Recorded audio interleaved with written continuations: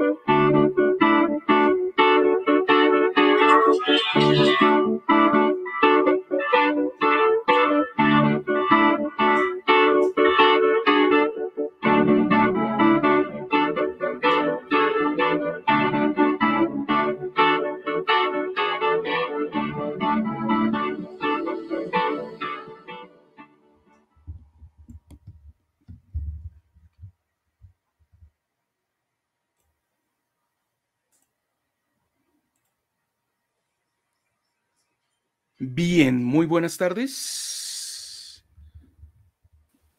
Buenas tardes a todos y todas. Listo, ¿me escuchas, Aida? Sí, perfecto, Rolex. Bien, yo también te escucho. Muy buenas tardes.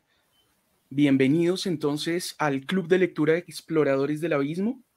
Sigo aún de pirata, pero es para ambientar un poco la ciencia ficción también. Hoy es 8 de agosto de 2021 para los que nos ven en vivo. Para las personas que nos van a ver después, bienvenidos. Este es un club de lectura donde exploramos, donde discutimos, dialogamos y por supuesto leemos algo de literatura universal, autores y autoras de frente a diferentes temas, diferentes movimientos, diferentes tipos de literatura. Ya hemos hecho un poco un recorrido con literatura un poco urbana, con literatura de la violencia. También estuvimos explorando algo de lecturas de autores cubanos y en este tercer ciclo que decidimos llamar literatura de ciencia ficción, pues en ese mundo que es tan vasto, estamos explorando cuatro autores, decidimos elegir cuatro autores. Yo sé que es difícil escoger autores porque hay bastantes y todos muy buenos y buenas. No escogimos en esta ocasión, yo creo que es una aclaración que no habíamos hecho, en esta ocasión autores latinoamericanos, porque queremos más adelante explorar precisamente la literatura colombiana y latinoamericana de ciencia ficción. Entonces decidimos arrancar como desde lo general y estamos hablando entonces en este ciclo de Isaac Asimov, que lo vimos la sesión pasada en el canal Macrol Franco. Pueden encontrar el programa si no lo pudieron ver en vivo. En esta segunda sesión vamos a explorar a Ray Bradbury, con unos temas muy interesantes alrededor de la literatura de Bradbury, de su ciencia ficción, pero también de su literatura fantástica, de su poesía. Ya vamos a ver, vamos a arrancar precisamente con algo de eso. Más adelante vamos a ver a Úrsula K. Le Guin, que nos parece importante, una figura importante además desde la mujer, desde lo femenino en la ciencia ficción. Y vamos a cerrar este ciclo con Philip K. Dick. Y en estas 4 sesiones vamos a explorar además de la vida, la obra y por supuesto leer algo de estos 4 autores. Vamos a conversar con la maestra Ida de literatura de ciencia ficción.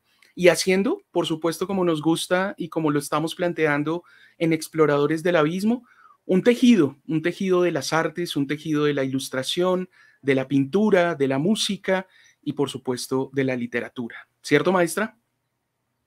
Sí, Rolando, estamos precisamente en este ciclo que nos invita a pensarnos muchas cosas desde diferentes perspectivas, también entre el futuro, el pasado, pensarnos también como seres humanos, cómo nos transformamos, los peligros de la tecnología, tal vez es lo que vamos a ver. Pero bueno, creo que hoy vamos a tener un autor que nos invita a exploradores del abismo a ahondar directamente desde lo literario en diferentes problemáticas, pero teniendo como punto de partida la literatura. Entonces creo que empezamos muy bien esta sesión y este ciclo que nos lleva hasta diferentes formas de pensar lo humano. Bien, entonces como entrada, algo que nos parecía particular en Ray Bradbury, digamos que a pesar es una figura importante de la ciencia ficción, tiene también una literatura fantástica, tiene también una carga ensayística, como la veíamos con Isaac Asimov, pero también tiene poesía. Y entonces vamos a arrancar esta sesión antes de ir con la música y empezarnos con estos tejidos, con estas relaciones y a empezar a ambientarnos con Ray Bradbury. Empecemos a leer algo de él. Entonces, siempre llevo conmigo lo invisible. Siempre llevo conmigo lo invisible, las cosas que sé, pero no conozco, y pretendo averiguar a tientas en ese país de ciegos, que es la mente y cada pensamiento y todo cambio climatológico interior. Palpo el cambio de luz, los distintos tonos de los atardeceres, camino de la noche, de todos esos sueños en penumbra antes del alba. Escribo poemas, les ofrezco un hogar, del jardín jeroglífico donde los perros garabatean escribiendo futuros sobre un trébol lleno de escarcha, que se marchita o se muere. Allá va, oye los gritos, allá va. Un balcón solitario escala el cielo. Un ruidoso muchacho que no vemos lo ha lanzado a una niña en el césped de la cara más lejana del mediodía. Lo retengo para releerlos algún día en invierno cuando oscurezca a las 3 y mi razón para existir sea un balón trotamundos del cielo lanzado al infinito de una mano invisible a otra mano invisible. Allí se quedará, porque yo puedo hacer que el arco se congele. Grito, detente, y el balón, en los versos, se queda suspendido entre los árboles para nunca bajar. Así que ya ves, es cierto, siempre llevo conmigo lo invisible, igual que tú lo llevas hecho visible en ti. Siempre llevo conmigo lo invisible del escritor Ray Bradbury. Así arrancamos hoy, con un bello poema de Ray Bradbury, bien, dándole entrada a esta segunda sesión de literatura de ciencia ficción. Recuerden que en esta ocasión vamos a tener 4 sesiones, vamos a charlar sobre 4 autores y este tema tan maravilloso que es la ciencia ficción.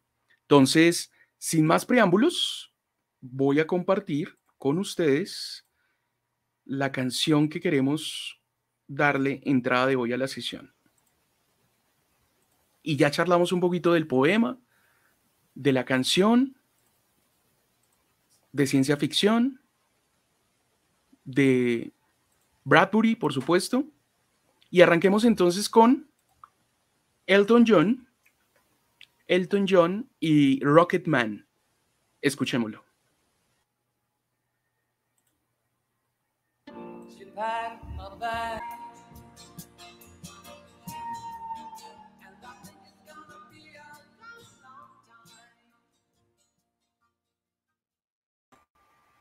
Bien, Elton John con Rocketman.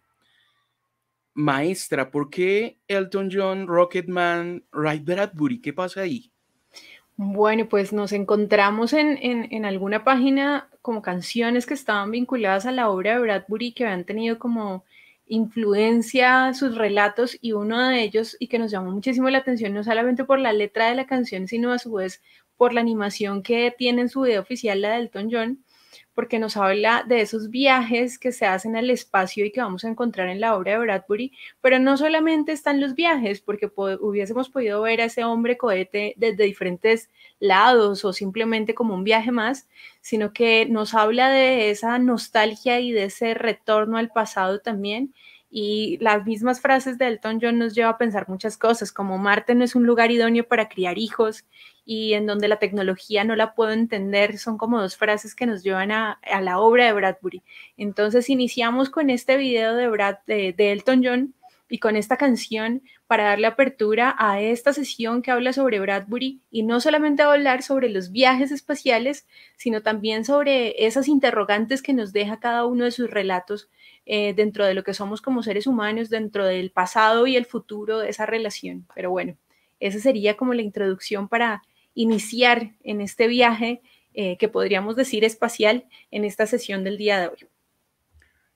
Bien, maestra, arrancábamos con un poema precisamente de Ray Bradbury hablando de lo invisible eh, y, y esa idea de lo invisible me parece que es una idea que no hay que tener, no hay que dejar en el aire, ¿cierto? Sino que es importante en Bradbury lo invisible frente a las emociones, los sentimientos, la relación con lo humano desde su interior, pero cómo él lo puede plasmar en otros mundos, en una relación desde afuera, ¿cierto? Cómo vemos lo humano desde afuera, cómo vemos ese planeta Tierra desde el cohete precisamente, desde el espacio, desde otro planeta, y cómo esa visión desde afuera hace que nuestra perspectiva del humano sea mucho más reflexiva, sea mucho más interior, incluso un poco melancólica, muy bastante poética en Bradbury.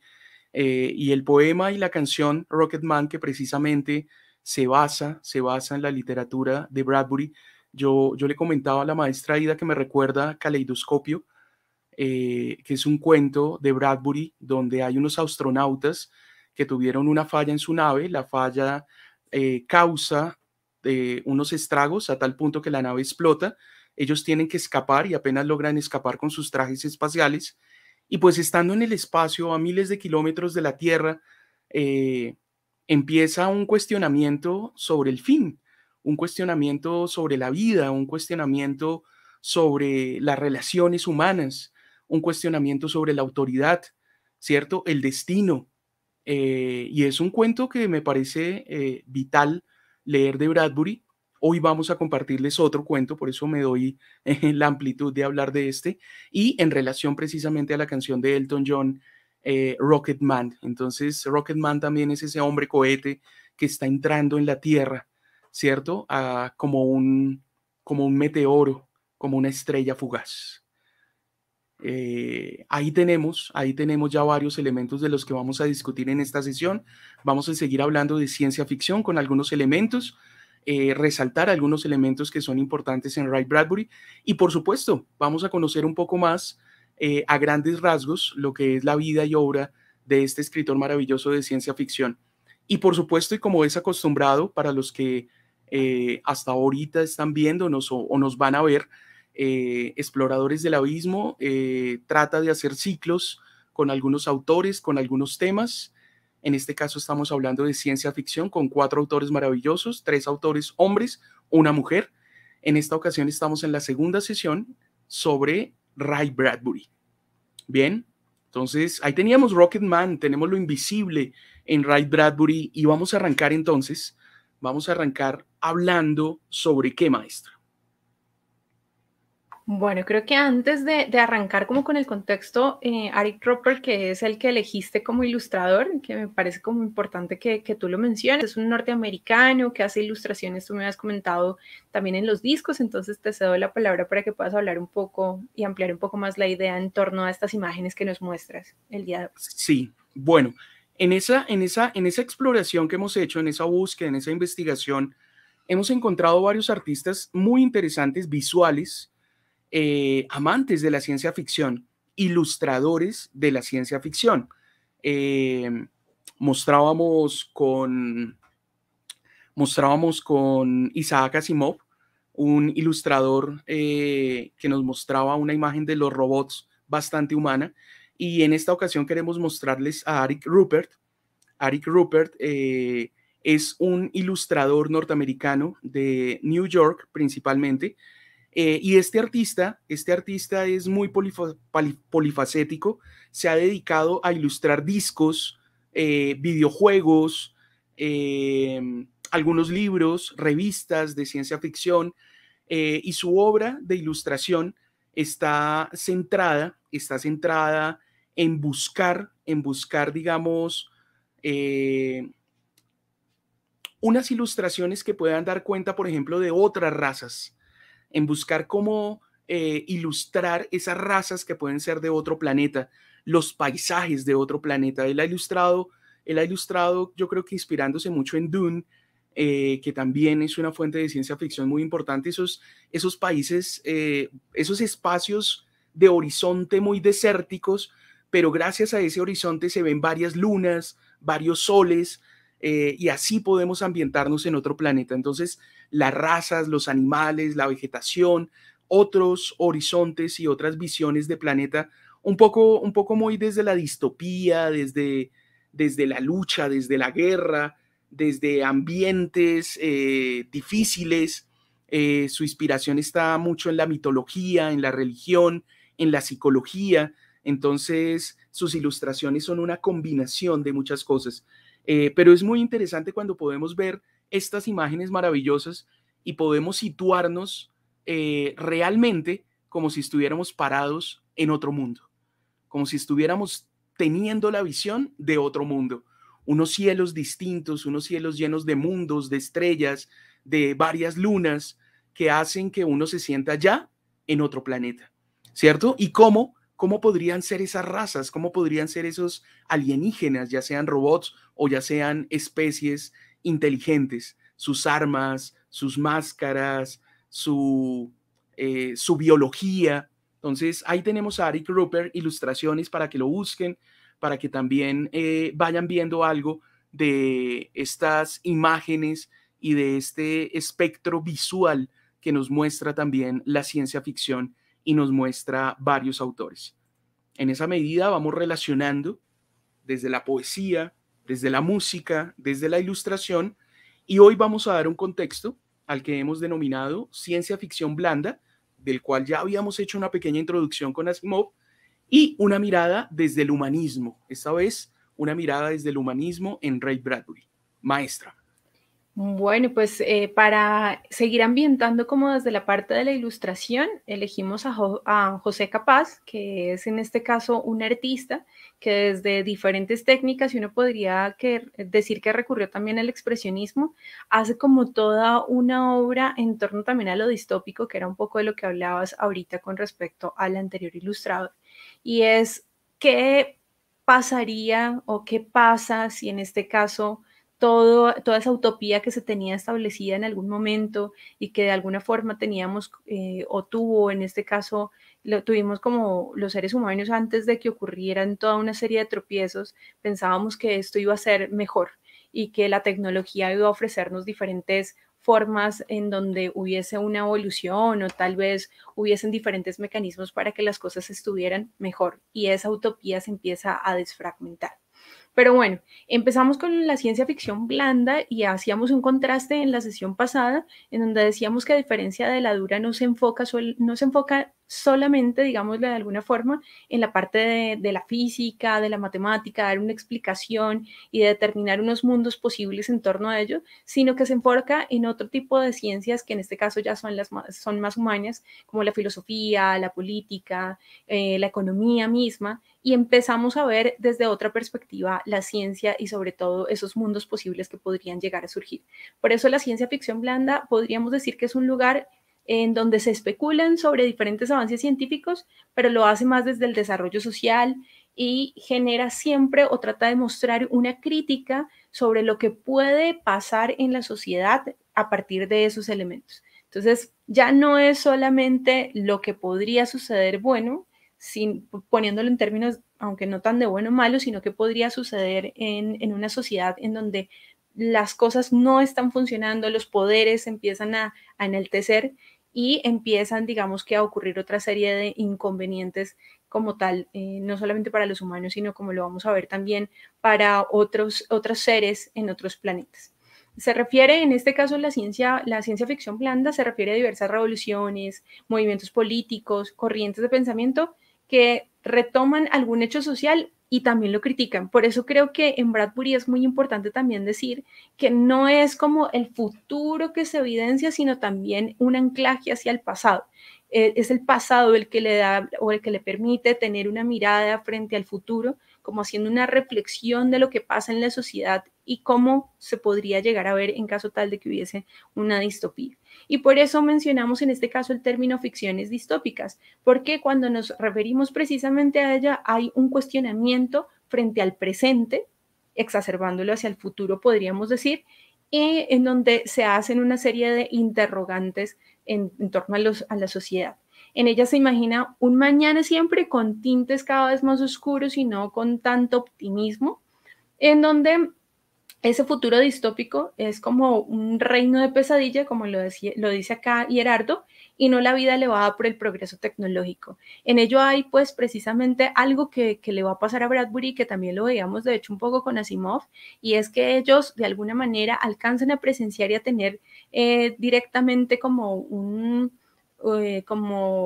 como una afectación con la Segunda Guerra Mundial y lo de las bombas atómicas los deja como específicamente a Bradbury los deja con algo que les causa muchos interrogantes y es eso que se veía que estaba adelantándose con la tecnología, cómo empieza a irrumpir en la sociedad y empieza a hacer tanto daño. Entonces, esa es una de las perspectivas que cambia ese ideal utópico por esta distopía que empieza a tomar como punto de partida también la ciencia ficción. Entonces, acá se ven como diferentes puntos, pero hay algo que me gusta muchísimo en Bradbury y es que la imaginación empieza a cobrar valor, un valor tan fuerte que empieza a generar interrogantes precisamente en nosotros como lectores. Y bueno, este sería como a grandes rasgos como el mapeo, aunque en Bradbury podemos ver muchas cosas más que podríamos ampliar ahorita en su biografía. Listo. Yo creo que aquí es importante resaltar, y lo hablábamos también con Asimov, que cuando hablamos de ciencia ficción blanda y ciencia ficción dura, no es una diferenciación de calidad en ningún momento. No quiere decir que la blanda tenga menos calidad o más calidad, o la dura tenga menos calidad o más calidad. No, la diferenciación es un poco al acercamiento que está haciendo cada autor desde sus conocimientos, desde su experiencia, desde su investigación y cómo plantean su escritura esa relación, digamos, tecnológica, científica, ¿cierto? O si es una relación mucho más humana, si es una relación mucho más de la escritura, mucho más reflexiva. Entonces, es importante tener claro, porque cuando uno escucha esos términos parece que fueran opositores y realmente no son opositores. Aquí lo que se está intentando hacer es una diferenciación. Incluso muchos de estos autores navegan entre la ciencia ficción blanda y dura. Entonces, cada uno tiene como unos criterios, pero su obra no es totalizante en ningún momento, sino que gracias a que son muy buenos lectores, a que muchos de ellos son profesionales, son investigadores. Asimov fue científico, estudió en la universidad, ¿cierto? Tienen un acercamiento distinto y por eso plantean las cosas de una manera distinta. Asimov es mucho más juicioso al hablar de los robots, al hablar de la inteligencia, al hablar del cerebro, ¿cierto? Y Bradbury no quiere decir que no sea juicioso, simplemente que su reflexión va por un camino distinto. Entonces está en una nave espacial, está en otro planeta, está en Marte, pero sus reflexiones, y ya lo vamos a ir ampliando también, tienen que ver un poco más con la condición humana y cómo la condición humana se ve reflejada en su literatura desde unos escenarios particulares que pueden ser en el tiempo, ¿cierto? O en el espacio. Entonces yo creo que es importante tener como esas claridades. Y como lo decía la maestra Ida, pues vamos a ir mirando y vamos a ir ampliando, hablando precisamente de la biografía y de la obra de Ray Bradbury.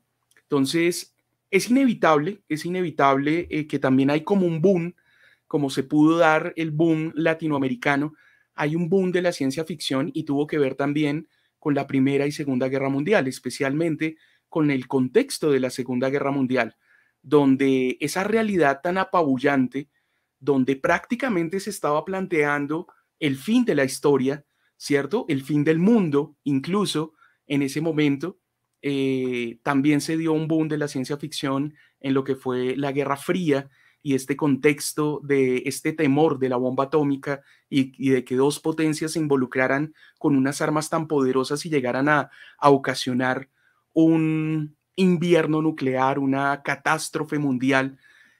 Todos estos elementos del tiempo, de su contexto, hacen, ¿cierto?, que muchos autores traten de plantearse y de cuestionarse ese escenario de lo que era la Segunda Guerra Mundial especialmente y la Guerra Fría, y empiezan a plantearse una cantidad de historias en dos sentidos. El primero, con un sentido de entretenimiento, con un sentido de evasión de la realidad. Esta realidad es apabullante, los niños, los jóvenes, las mujeres que quedaron en sus países porque los hombres tuvieron que ir a luchar una guerra mundial, pues no querían saber de nada de eso. Ya muchos habían perdido a sus familiares, a sus padres, a sus hermanos y querían era evadir la realidad.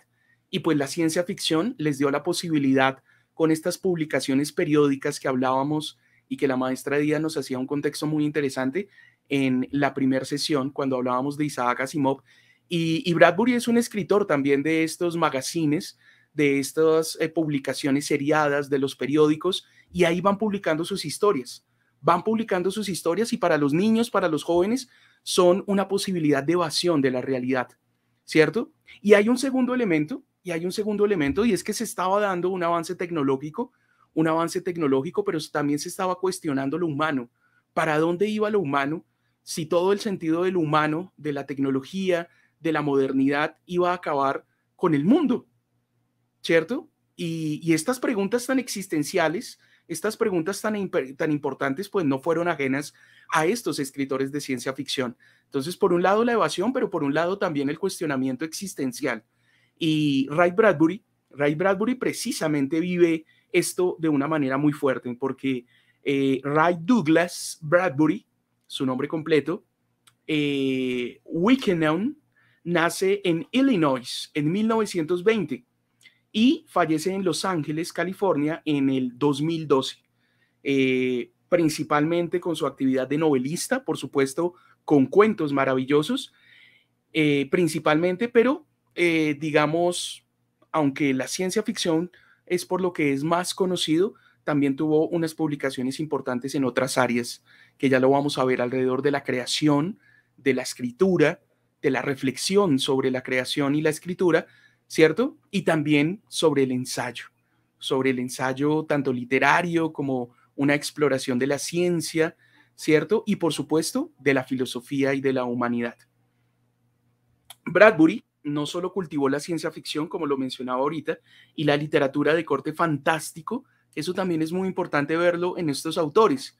Entonces, pensamos o tendemos a creer que un autor se centra únicamente en un género, y no, estos autores han sido exploradores, como nuestro club, de varios géneros, y la ciencia ficción es una hermana muy cercana de lo fantástico, Entonces hay una exploración muy interesante, por ejemplo, con los cuentos de La Bruja de Abril, los cuentos de las Doradas Manzanas del Sol, que son antologías muy interesantes de Ray Bradbury, que se alejan un poco de la ciencia ficción y se involucran un poco más con lo místico, con lo fantástico, con lo mágico.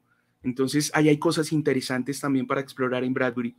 Sino que escribió también libros realistas e incluso incursionó en el relato policial.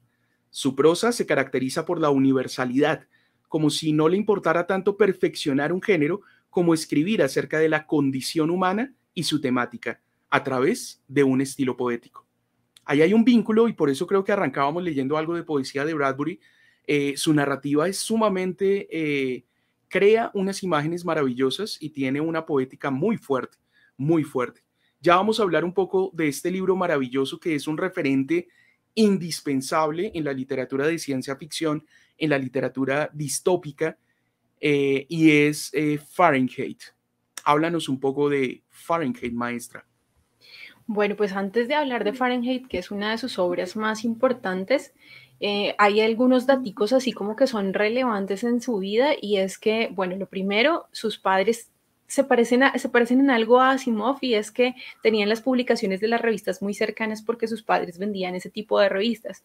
Y lo otro es que es una persona o es un lector que se forma en las bibliotecas y digamos que es muy importante para esto porque es de alguna forma un autodidacta, aprende a partir de la lectura de los libros y es un asiduo persona que va a las bibliotecas. En alguna biografía leía que iba 3, 4 veces a la biblioteca a la semana y su formación estaba totalmente buscando cada uno de los intereses que encontraba en la literatura y se centró muchísimo allí. También fue uno de los personajes que empezó a publicar, no sino a enviar escritos desde muy, muy joven. Cuentan que desde una máquina de escribir que era de juguete empieza a enviar sus primeros cuentos y aunque no tienen una repercusión grande, poco a poco se empieza a dar cuenta en ese ejercicio escritor, no se da por vencido, sino que continúa. Y aquí, perdón. Y aquí vamos a encontrar una de las anécdotas en torno a Fahrenheit 451 y es que él escribe Fahrenheit 451 dándose cuenta que alquilan las máquinas de escribir y él va a donde alquilan máquinas de escribir, que es en una biblioteca en los sótanos, y allí en ese alquiler de las máquinas escribe Fahrenheit 451, por lo menos su primer borrador, que es el que envía y dice, y el que lo lee dice, bueno, esto tiene potencial, y continúa él escribiéndolo en la máquina que va a ser su elemento primordial casi hasta el último momento. Entonces, como que esas anécdotas también nos llevan a pensar por qué la escritura de él tiene esa magia también y se enmarca tal vez también dentro de todo este humanismo. Y bueno, Fahrenheit 451, como lo vemos, bueno, primero publicó El hombre ilustrado, compuesto por varios relatos de naturaleza fantástica, y 2 años más tarde, que era lo que les comentaba, en Fahrenheit 451, título que en este caso pues va a aludir a el momento o cuando los libros empiezan a arder, que es la temperatura. Y bueno, es un clásico totalmente de la literatura, habla mucho de la distopía, nos vamos a encontrar, aunque creo que de pronto Rolando querría mencionar un poco más esto, pero es un mundo en donde los libros son quemados y los bomberos en este caso no se encargan de apagar el fuego, sino precisamente de prenderlo. Y una de las anécdotas que también contaba Bradbury en una de sus entrevistas es que a él lo impresionó mucho cuando Hitler, y en este caso en todo ese proceso de la Segunda Guerra Mundial, se dio cuenta que estaban quemando los libros y fue de alguna manera un punto de inspiración también para su obra. Y nos vamos a encontrar que precisamente los libros de alguna forma nos hacen más humanos y que el hecho de quemarlos era un poco tratar de alienar a la sociedad en torno a una pantalla. Entonces también es eso, como la diversidad de los mundos a través de los libros. No sé si quieras mencionar algo más en torno a esta obra. Sí, precisamente ese contexto de guerra y posteriormente de posguerra, frente a una guerra que fue mundial, que destruyó prácticamente a Europa, que digamos para Occidente, digamos es el mundo, frente a lo particular desde el desarrollo del pensamiento y la humanidad.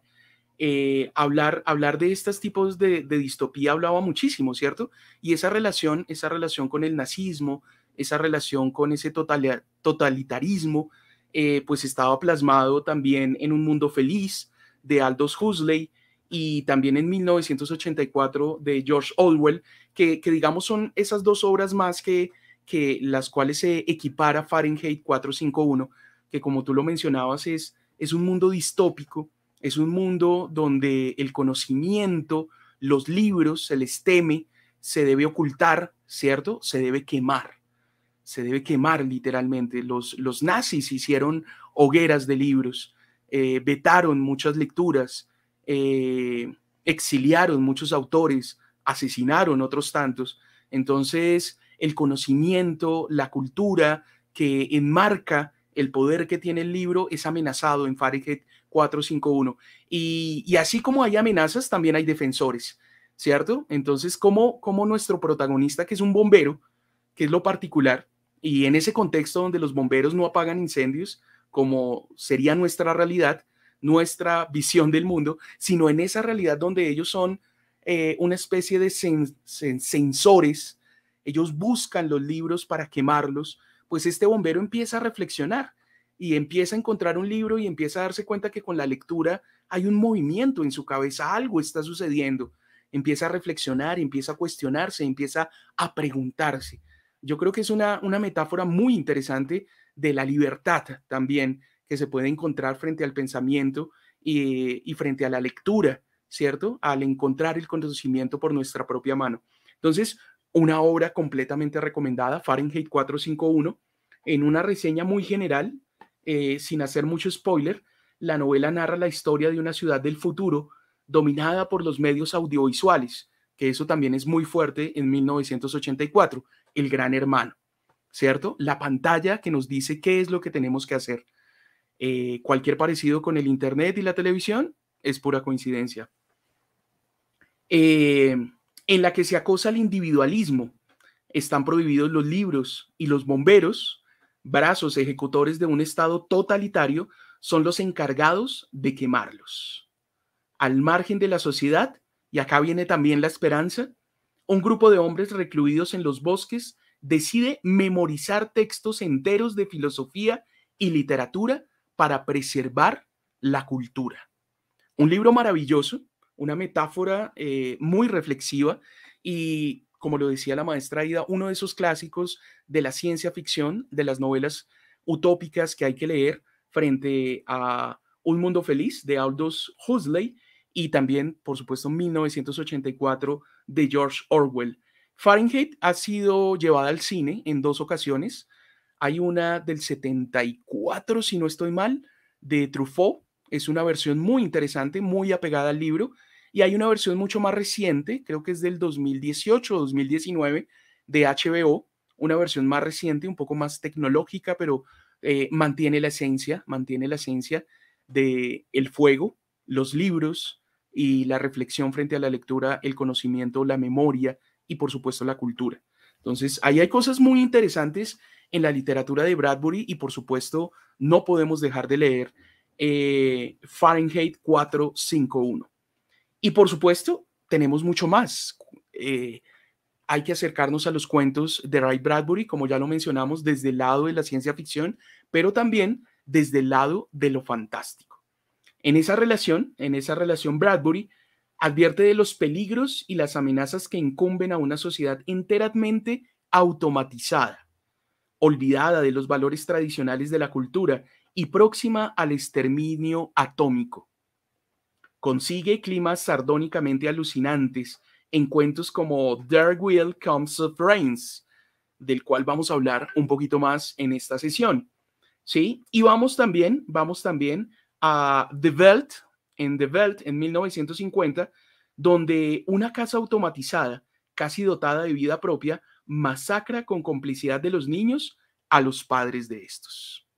Entonces, ¿hasta qué punto la tecnología, en este caso es particular, pero Bradbury me parece que no habla tanto de robots, sino habla de un mundo automatizado, como darle el control a las máquinas? Entonces la casa lava los platos, organiza las cosas, dice qué hacer, ¿cierto? Entonces hay una casa automatizada, hay un auto que nos lleva a donde queremos, hay una ciudad que está programada, ¿cierto? Y Bradbury cuestiona que nos dejemos llevar por esta automatización y que es una manera de alejar lo humano, ¿cierto?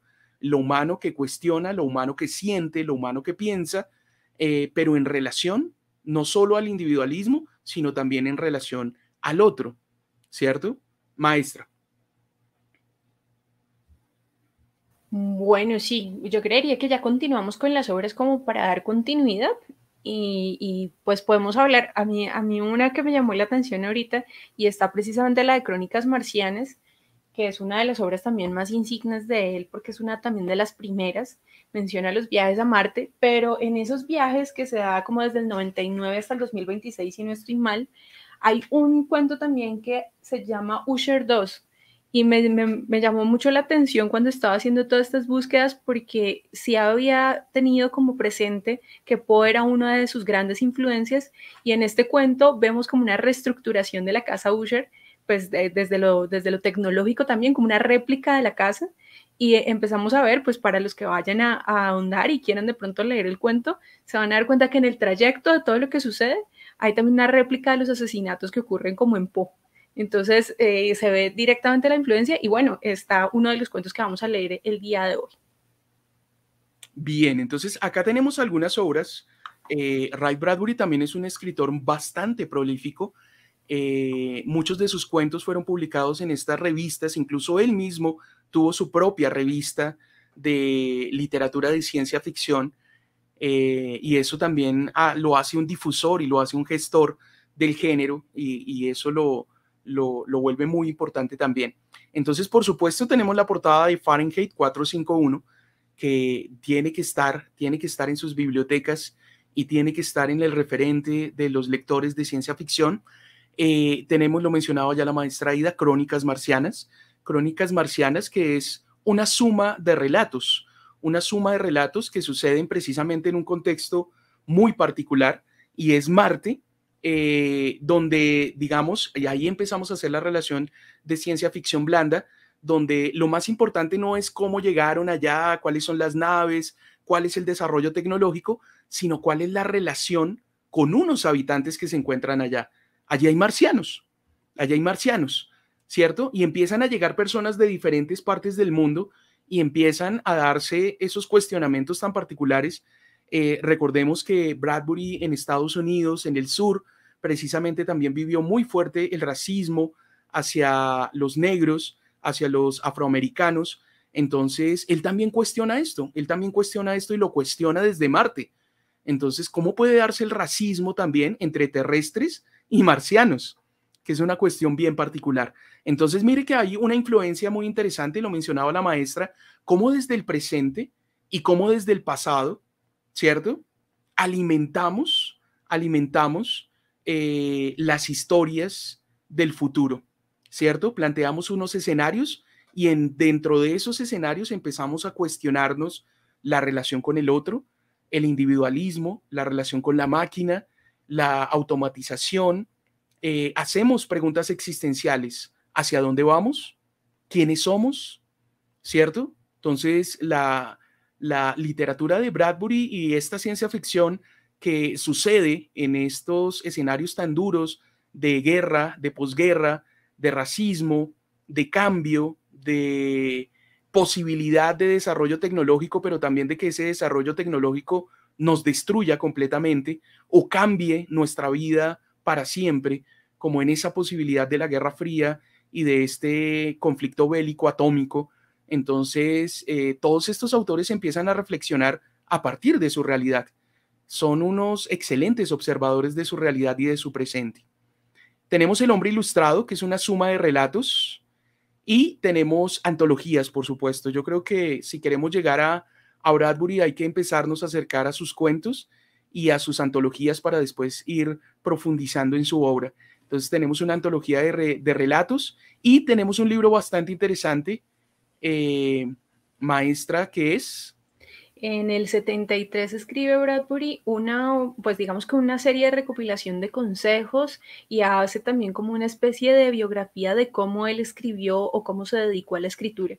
Entonces, Zen en el arte de escribir, de hecho ya nos menciona sus peculiaridades, digamos que sus formas de pensar con esto del Zen, todo lo que tiene que ver con el arte de escribir y también menciona un poco también la parte de disciplina. Entonces, para muchas personas o para aquellos que están interesados en escribir y encontrar los consejos que les puede dar Bradbury como escritor, está este libro que es muy recomendado para poder seguir algunos de sus consejos. Listo, muy bien. Yo sé que vamos corriendo, no sé por qué vamos como corriendo un poco, no sé, o me parece a mí. Pero es que es emocionante empezar a leer, es emocionante empezar a hablar de estos autores y de su literatura. Y pues llegamos al punto culmen. Vamos a ir haciendo unas pequeñas síntesis de lo que hemos tratado de hablar hoy. Estuvimos leyendo algo de poesía de Ray Bradbury, con un elemento que es lo invisible, que nos parece sumamente interesante. Escuchamos la canción Rocket Man de Elton John, que se basa en la literatura de Bradbury. Estuvimos viendo, por acá se los voy a devolver un poquito, unas ilustraciones muy interesantes de Eric Rupert, que son ilustraciones de ciencia ficción, donde nos muestran otros planetas, otras razas. Ahí está la imaginación y está el arte plástico visible. Estuvimos hablando un poco de la ciencia ficción blanda, ¿cierto? Haciendo una claridad importante y una mirada desde el humanismo en la obra de Bradbury. Tenemos algunos elementos de la biografía, ¿cierto? Esos elementos de la Segunda Guerra Mundial, elementos de posguerra, elementos de la Guerra Fría, el racismo, y cómo estos elementos del presente nos llevan a hablar de las distopías narrativas, a hablar de Fahrenheit 451, de las crónicas marcianas, del hombre ilustrado y por supuesto del ejercicio del escritor, Yo creo que aquí es importante, antes de ir a la lectura del cuento que tenemos para compartir con ustedes el día de hoy, de Ray Bradbury, es importante entender que no podemos hablar de una literatura menor como se cree en algunos contextos que cuando se habla de ciencia ficción, ni mucho menos. Cada tipo de literatura tiene su esfuerzo y tiene sus particularidades y tiene sus grandes exponentes y por supuesto tendrá también en algún momento sus errores y las personas que no lo desarrollan bien, pero en este momento, si hablamos de ciencia ficción, no podemos hablar de un género menor. Tenemos que hablar de unas influencias muy importantes, tenemos que hablar de la relación con el existencialismo, con la filosofía, con un presente sumamente, sumamente duro, como fue la guerra, la posguerra, ¿cierto? Y los cambios que eso generó, y de unas reflexiones que son válidas en el año 50 y son válidas en el 2021. La reflexión sobre la automatización, la reflexión sobre lo humano, la reflexión sobre el individualismo. Cómo nos ha llevado, por ejemplo, eso y la relación con las redes sociales en este momento. Entonces, ahí hay unas reflexiones que son sumamente interesantes y que podemos generar alrededor de la lectura de Ray Bradbury. Y por eso hoy les traemos un relato maravilloso. Bueno, entonces vamos a dar inicio a la lectura que hoy nos convoca, que es el cuento Vendrán lluvias suaves de Ray Bradbury. Bien, entonces, perdón. No, dale. No, solo iba a decir que en esta ocasión la maestra Ida va a arrancar. Yo la interrumpí, pero ella era la que va a arrancar. Vale. Y yo continúo. Listo. Dale. Maestra, es todo tuyo el texto. Vendrán lluvias suaves. Ok. La voz del reloj cantó en la sala. Tic-tac, las 7. Hora de levantarse, las 7. Como si temiera que nadie se levantase, la casa estaba desierta. El reloj continuó sonando, repitiendo y repitiendo llamadas en el vacío. Las 7:09, hora del desayuno, las 7:09. En la cocina, el lord del desayuno emitió un siseante suspiro, y de su tibio interior brotaron 8 tostadas perfectamente doradas, 8 huevos fritos, 16 lonjas de tocineta, 2 tazas de café y 2 vasos de leche fresca. Hoy es 4 de agosto de 2026, dijo una voz desde el techo de la cocina. En la ciudad de Allendale, California, repitió 3 veces la fecha, como para que nadie la olvidara. Hoy es el cumpleaños del señor Peterson. Hoy es el aniversario de la boda de Tilita. Hoy puede pagarse la póliza del seguro y también las cuentas de gas, agua y electricidad. En algún sitio de las paredes sonó el clic de los relevadores y las cintas magnetofónicas se deslizaron bajo obús eléctricos. Las 8:01, tic-tac, las 8:01. A la escuela, al trabajo, rápido, rápido, las 8:01. Pero las puertas no golpearon. Las alfombras no recibieron las suaves pisadas de los tacones de goma. Llovía afuera. En la puerta de la calle, la caja del tiempo cantó en voz baja: lluvia, lluvia, aléjate, zapatones impermeables hoy. Y la lluvia resonó golpeando la casa vacía. Afuera, el garaje tocó una campanilla, levantó la puerta y descubrió un coche con el motor en marcha. Después de una larga espera, la puerta descendió otra vez. A las 8:30 los huevos estaban resecos y las tostadas duras como piedras. Un brazo de aluminio los echó en el vertedero, donde un torbellino de agua caliente los arrastró a una garganta de metal que después de digerirlos los llevó al océano distante. Los platos sucios cayeron en una máquina de lavar y emergieron secos y relucientes. Las 9:15, cantó el reloj, la hora de la limpieza. De las guaridas de los muros salieron disparados los ratones mecánicos. Las habitaciones se poblaron de animalillos de limpieza, todos goma y metal. Tropezaron con las sillas, moviendo en círculos los abigotados patines, frotando las alfombras y aspirando delicadamente el polvo oculto. Luego, como invasores misteriosos, volvieron de sopetón a las cuevas. Los rosados ojos eléctricos se apagaron. La casa estaba limpia. Las 10. El sol asomó por detrás de la lluvia. La casa se alzaba en una ciudad de escombros y cenizas. Era la única que quedaba en pie.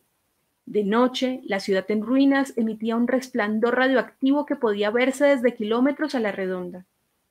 Las 10:15. Los surtidores del jardín giraron en fuentes doradas, llenando el aire de la mañana con rocíos de luz. El agua golpeó las ventanas de vidrio y descendió por las paredes carbonizadas del oeste, donde un fuego había quitado la pintura blanca. La fachada del oeste era negra, salvo en 5 sitios. Aquí, la silueta pintada de blanco de un hombre que regaba el césped. Allí, como una fotografía, una mujer agachada recogía unas flores. Un poco más lejos, las imágenes grabadas en la madera en un instante titánico, un niño con las manos levantadas. Más arriba, la imagen de una pelota en el aire, y frente al niño, una niña con las manos en alta, preparada para atrapar una pelota que nunca acabó de caer. Quedaban esas 5 manchas de pintura: el hombre, la mujer, los niños, la pelota. El resto era una fina capa de carbón. La lluvia suave de los surtidores cubrió el jardín con una luz en cascadas. Hasta ese día, que bien había guardado la casa su propia paz, con qué cuidado había preguntado: ¿quién está ahí? ¿Cuál es el santo y seña? Y como los zorros solitarios y los gatos plañideros no le respondieron, había cerrado herméticamente persianas y puertas, con unas precauciones de solterona que bordeaban la paranoia mecánica. Cualquier sonido la estremecía. Si un gorrión rozaba los vidrios, la persiana chasqueaba y el pájaro huía, sobresaltado. No, ni siquiera un pájaro podía tocar la casa. La casa era un altar con 10.000 acólitos, grandes, pequeños, serviciales, atentos, en coros. Pero los dioses habían desaparecido y los ritos continuaban insensatos e inútiles. El mediodía. Un perro aulló, temblando, en el balcón. La puerta de la calle reconoció la voz del perro y se abrió. El perro, en otro tiempo grande y gordo, ahora huesudo y cubierto de llagas, entró y se movió por la casa dejando huellas de lodo. Detrás de él zumbaron unos ratones irritados por tener que limpiar el lodo, irritados por la molestia. Pues ni el fragmento de una hoja se escurría por debajo de la puerta sin que los paneles de los muros se abrieran y los ratones de cobre salieran como rayos. El polvo, el pelo o el papel ofensivos, hechos trizas por unas diminutas mandíbulas de acero, desaparecían en las guaridas. De allí, unos tubos los llevaban al sótano y eran arrojados a la boca siseante de un incinerador que aguardaba en un rincón oscuro como un Baal maligno. El perro corrió escaleras arriba y aulló histéricamente, ante todas las puertas, hasta que al fin comprendió, como ya comprendía la casa, que allí no había más que silencio. Olfateó el aire y arañó la puerta de la cocina.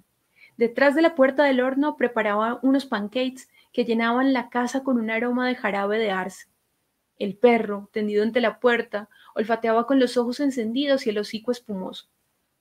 De pronto, echó a correr locamente en círculos, mordiéndose la cola, y cayó muerto. Durante 1 hora estuvo tendido en la sala. Las 2, cantó una voz. Los regimientos de ratones advirtieron al fin el olor casi imperceptible de la descomposición, y salieron murmurando suavemente como hojas grises arrastradas por un viento eléctrico. Las 2:15. El perro había desaparecido. En el sótano, el incinerador se iluminó de pronto y un remolino de chispas subió por la chimenea. Las 2:35. Unas mesas de bridge surgieron de las paredes del patio. Los naipes revolotearon sobre el tapete en una lluvia de figuras. En un banco de roble aparecieron martines y sándwich de ensalada de huevo. Sonó una música. Pero en las mesas silenciosas nadie tocaba las cartas. A las 4, las mesas se plegaron como grandes mariposas y volvieron a los muros. Las 4:30. Las paredes del cuarto de los niños resplandecieron de pronto. Aparecieron animales: jirafas amarillas, leones azules, antílopes rosados, panteras lilas que retozaban en una sustancia de cristal. Las paredes eran de vidrio y mostraban colores y escenas de fantasía. Unas películas ocultas pasaban por unos piñones bien aceitados y animaban las paredes. El piso del cuarto imitaba un ondulante campo de cereales. Por él corrían escarabajos de aluminio y grillos de hierro, y en el aire caluroso y tranquilo, unas mariposas de gasa rosada revoloteaban sobre un punzante aroma de huellas animales. Había un zumbido como de abejas amarillas dentro de fuelles oscuros, y el perezoso ronroneo de un león. Y había un galope de ocapis, y el murmullo de una fresca lluvia selvática que caía como otros casos sobre el pasto almidonado por el viento. De pronto, las paredes se disolvieron en llamas de hierbas abrasadas, kilómetro tras kilómetro, y en un cielo interminable y cálido. Los animales se retiraron a las malezas y a los manantiales. Era la hora de los niños. Las 5.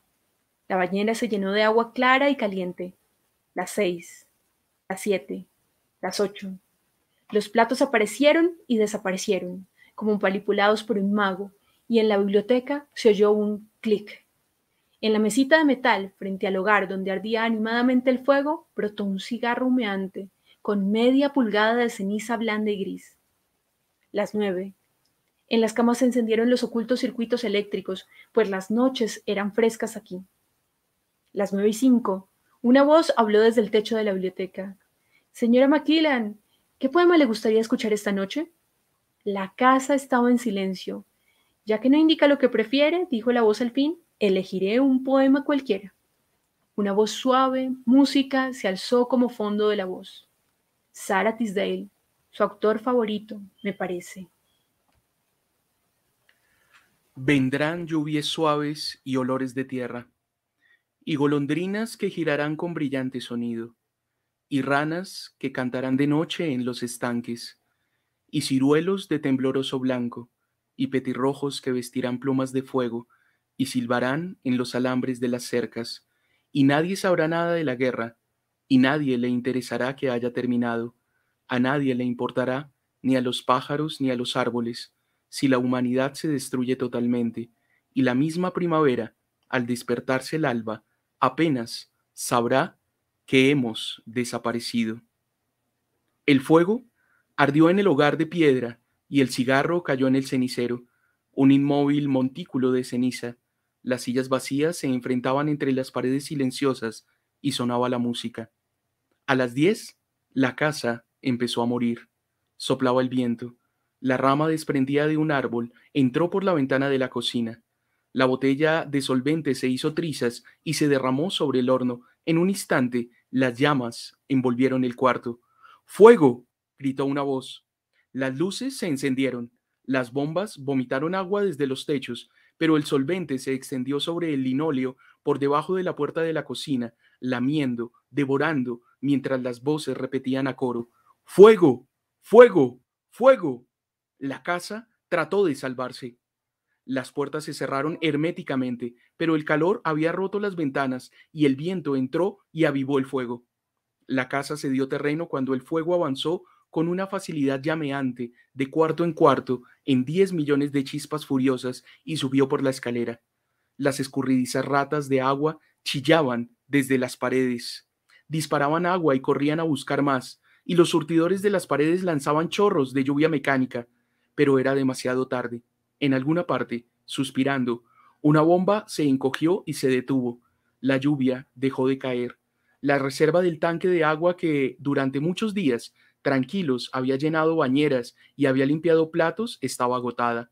El fuego crepitó escaleras arriba. En las habitaciones altas se nutrió de Picassos y de matices, como de golosinas, asando y consumiendo las carnes aceitosas y encrespando tiernamente los lienzos en negras virutas. Después, el fuego se tendió en las camas, se asomó a las ventanas y cambió el color de las cortinas. De pronto, refuerzos. De los escotillones del desván salieron unas ciegas caras de robot y de las bocas de grifo brotó un líquido verde. El fuego retrocedió como un elefante que ha tropezado con una serpiente muerta, y fueron 20 serpientes las que se deslizaron por el suelo, matando el fuego con una venenosa, clara y fría espuma verde. Pero el fuego era inteligente y mandó llamas fuera de la casa y entrando en el desván llegó hasta las bombas. Una explosión. El cerebro del desván, el director de las bombas, se deshizo sobre las vigas en esquirlas de bronce. El fuego entró en todos los armarios y palpó las ropas que colgaban allí. La casa se estremeció. Hueso de roble sobre hueso, y el esqueleto desnudo se retorció en las llamas, revelando los alambres, los nervios, como si un cirujano hubiera arrancado la piel para que las venas y los capilares rojos se estremecieran en el aire abrasador. ¡Socorro! ¡Socorro! ¡Fuego! ¡Corran! ¡Corran! El calor rompió los espejos como hielos invernales, témpanos y quebradizos, y las voces gimieron.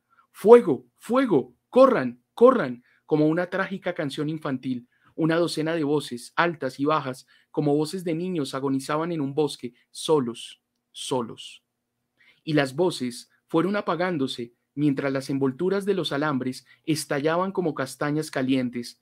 Una, dos, tres, cuatro, cinco voces murieron. En el cuarto de los niños ardió la selva, los leones azules rugieron, las jirafas moradas escaparon dando saltos, las panteras corrieron en círculos cambiando de color y 10 millones de animales huyeron ante el fuego y desaparecieron en un lejano río humeante. Murieron otras 10 voces, y en el último instante, bajo el alud de fuego, otros coros indiferentes anunciaron la hora, tocaron música, segaron el césped con una segadora automática o movieron frenéticamente un paraguas dentro y fuera de la casa, ante la puerta que se cerraba y se abría con violencia. Ocurrieron 1000 cosas, como cuando en una relojería todos los relojes dan locamente la hora, uno tras otro, en una escena de maniática confusión, aunque con cierta unidad. Cantando y chillando los últimos ratones de limpieza se lanzaron valientemente fuera de la casa, arrastrando las horribles cenizas. Y en la llameante biblioteca, una voz leyó un poema tras otro con una sublime despreocupación, hasta que se quemaron todos los carretes de película, hasta que todos los alambres se retorcieron y se destruyeron todos los circuitos. El fuego hizo estallar la casa y la dejó caer, extendiendo unas faldas de chispas y de humo. En la cocina, un poco antes de la lluvia de fuego y madera, el horno preparó unos desayunos de proporciones psicopáticas. 10 docenas de huevos, 6 hogazas de toscada, 20 docenas de lonjas de tocineta que fueron devoradas por el fuego y encendieron otra vez el horno que siseó histéricamente. El derrumbe. El desván se derrumbó sobre la cocina y la sala cayó al sótano, el sótano al subsótano, la congeladora, el sillón, las cintas grabadoras, los circuitos y las camas se amontonaron muy abajo como un desordenado túmulo de huesos. Humo y silencio, una gran cantidad de humo. La aurora se asomó débilmente por el este. Entre las ruinas se levantaba solo una pared. Dentro de la pared una última voz repetía y repetía, una y otra vez, mientras el sol se elevaba sobre el montón de escombros humeantes. Hoy es 5 de agosto de 2026. Hoy es 5 de agosto de 2026. Hoy es... Vendrán lluvias suaves, del escritor norteamericano Ray Bradbury.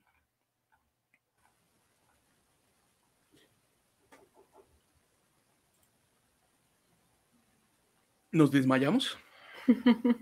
Sí, sí, nos deja Bradbury con hoy es 8 de agosto de 2021, se acerca el 2026 y no sabemos qué va a suceder. Pero bueno, Tenemos 5 años antes del caos atómico y de que las casas automatizadas sigan trabajando por su cuenta mientras ya no hay personas. total, total.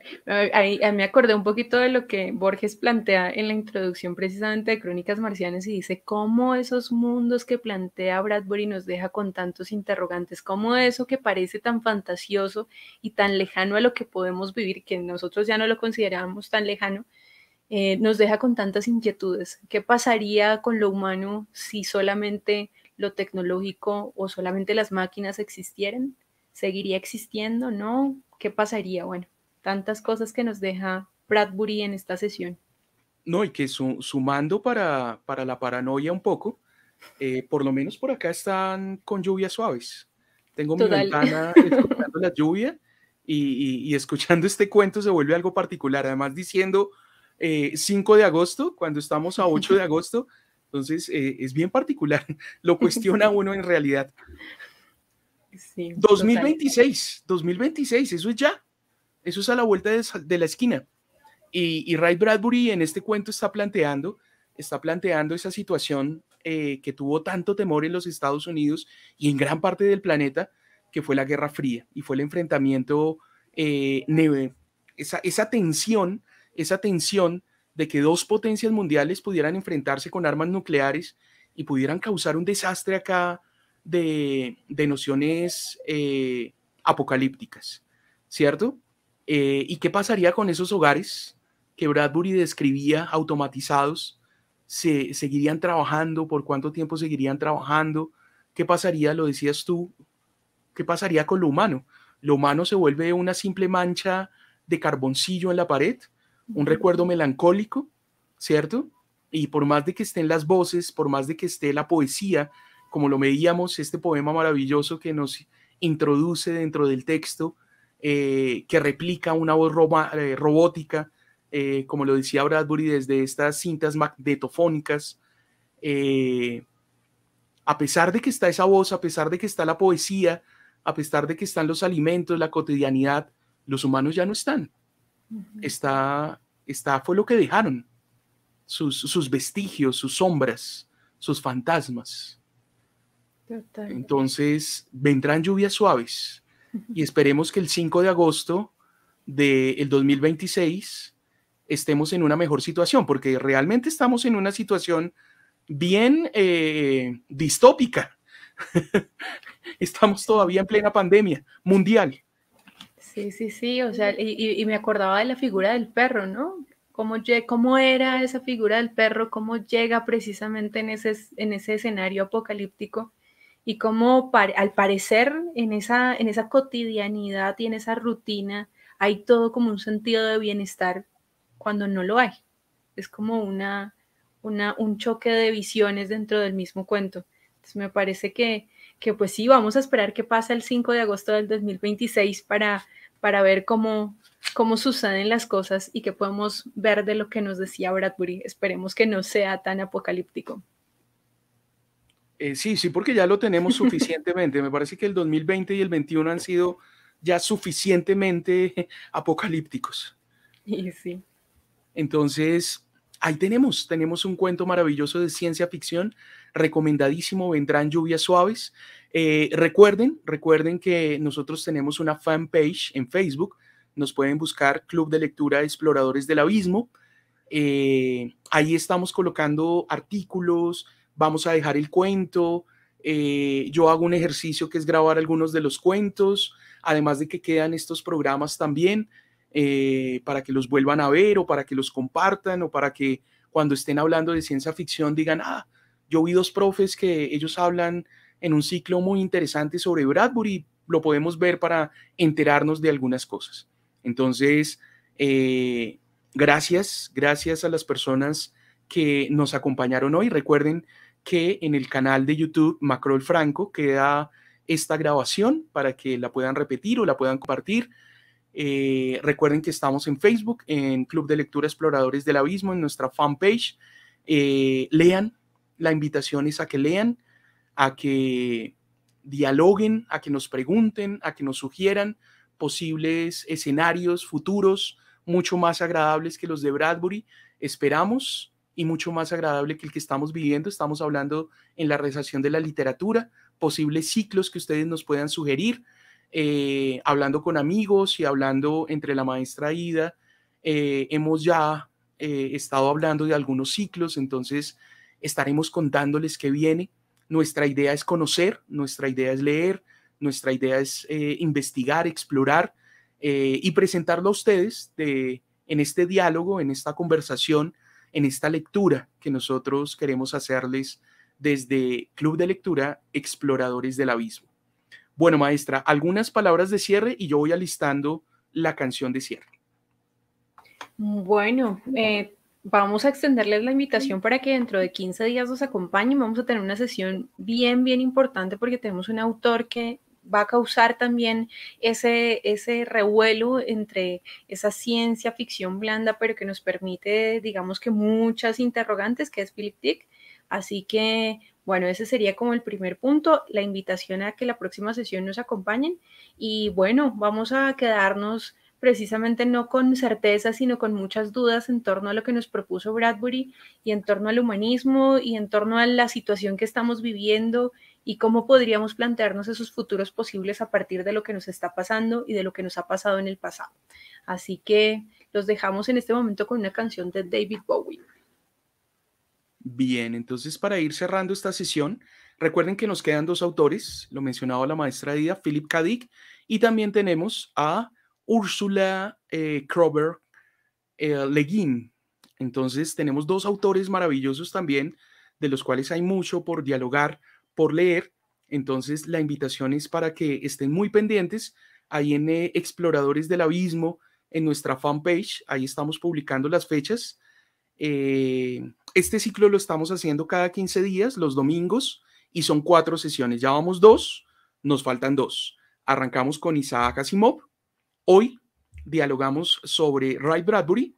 Vamos a hablar sobre Philip K. Dick y, por supuesto, su literatura maravillosa, y una exploración maravillosa que también es Ursula K. Le Guin. Entonces, ahí tenemos 2 autores para que estén muy pendientes de nuestras sesiones del Club de Lectura Exploradores del Abismo. Y entonces, muchas gracias por escucharnos. Bienvenidos sus aportes, sus comentarios. Ahí en Facebook los pueden hacer. Y vamos a dejarlos hoy. Cerramos entonces con Space Oddity de David Bowie.